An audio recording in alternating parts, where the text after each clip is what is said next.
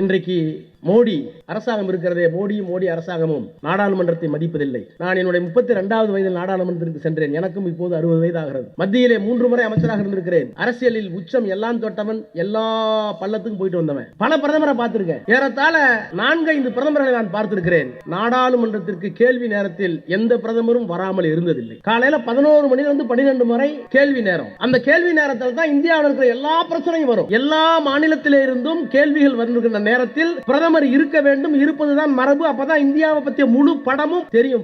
பிரதமர் எதை வேண்டுமானாலும் தவிர்க்கலாம். நாடாளுமன்றத்தை கேள்வி நேரத்தை தவிர்த்ததாக வரலாறே இல்லை. ஆனா இன்னைக்கு பாக்குறேன், நாடாளுமன்றத்தில் கேள்வி நேரத்தில் சொன்னா நம்புங்க, இந்த 12 ஆண்டு காலத்தில் 3வது வந்திருக்கிறாரு. இந்த 11 ஆண்டு காலத்தில் ஒரு நாள் கூட மோடியை நான் நாடாளுமன்றத்தில் கேள்வி நேரத்தில் பார்த்ததே இல்லை. நாடாளுமன்றம் நடக்கிறது என்றால் பிரதமர் இருக்க வேண்டும். ஆனால் நாடாளுமன்றம் நடக்கிற போதுதான் இவர் வெளிநாட்டுக்கு போவார். என்னைக்கு பார்லிமெண்ட்டுக்கு நாங்கெல்லாம் உள்ள போய் முத நாள் நிக்கிறோமோ அன்னைக்கு தான் டாடா காமிச்சு வெளிநாடு போவார். வெளிநாடு பயணம். இதெல்லாம் ஜனநாயகத்தை மதிக்கிறதா? இதெல்லாம் நாடாளுமன்றத்தை மதிக்கிறதா? சர்வாதிகாரம் கொடிகட்டி பறக்குது.